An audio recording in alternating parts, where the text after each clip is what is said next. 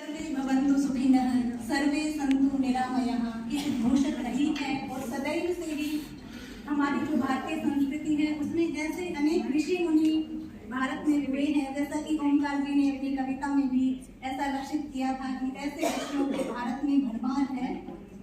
तो ऐसे ही एक ऋषि थे महर्षि पतंजलि, जिन्होंने हमें योग सूत्र दिया था और उसी के माध्यम से योग का जो संदेश था वो संपूर्ण विश्व में हमारे सामने उपस्थित हुआ था।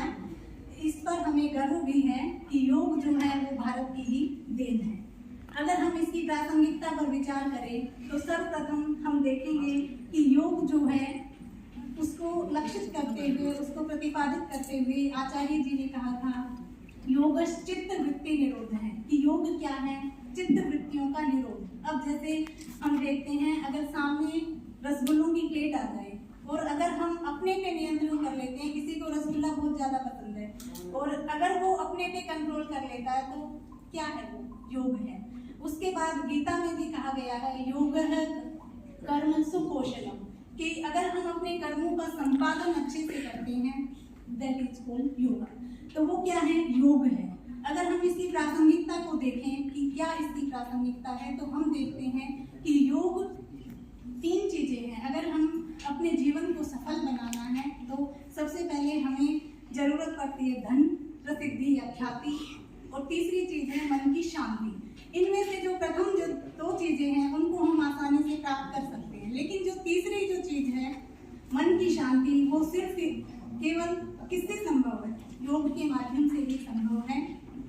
और जैसा कि आज हमने इतने सारे रचनाकारों को सुना, अगर मन की शांति नहीं होती तो शायद इतने रचनाकार, इतने साहित्यकार हमारे सामने आज नहीं होते। ये जो इतना बड़ा काम सब कर रहे हैं वो किसके माध्यम से संभव हो रहा है, योग के माध्यम से। उसके बाद दूसरी चीज हम देखते हैं कि प्रतिरोधक क्षमता का अचूक हथियार क्या है, योग है।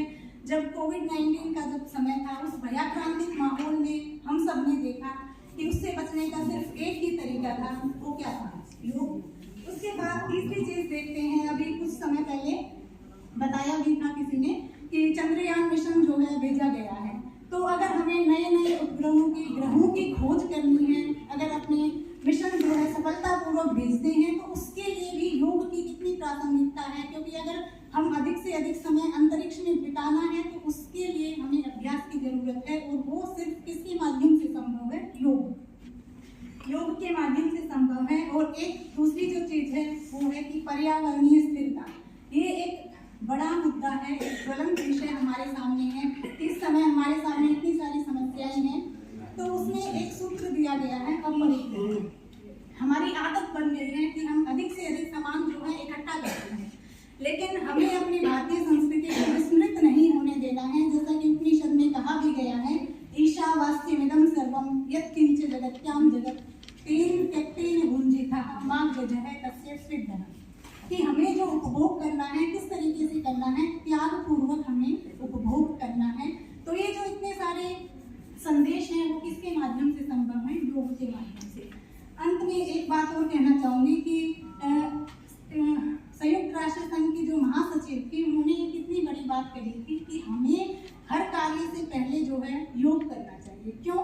ताकि हम अपने कार्य का जो संपादन है वो अच्छे तरीके से शांतिपूर्ण ढंग से कर सकें, तो इसके लिए हमें योग करना चाहिए। तो ये भी एक महत्वपूर्ण बात उन्होंने कही थी।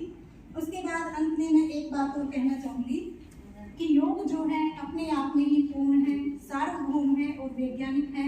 और 27 सितंबर 2014 का दिन हमारे लिए अद्भुत, अकल्पनीय, अविस्मरणीय था, जब माननीय प्रधानमंत्री जी ने इस प्रस्ताव को रखा था। तो दो पंक्तियाँ मेरी स्वरचित हैं, मैं आपके सामने प्रस्तुत करना चाहूँगी कि सबसे पहले इस दुनिया को योग सिखाया भारत ने, सबसे पहले इस दुनिया को योग सिखाया भारत ने, अंतर्राष्ट्रीय योग दिवस को भी मनवाया भारत ने, अंतर्राष्ट्रीय योग दिवस को भी मनवाया भारत ने, संयुक्त राष्ट्र ने सर्व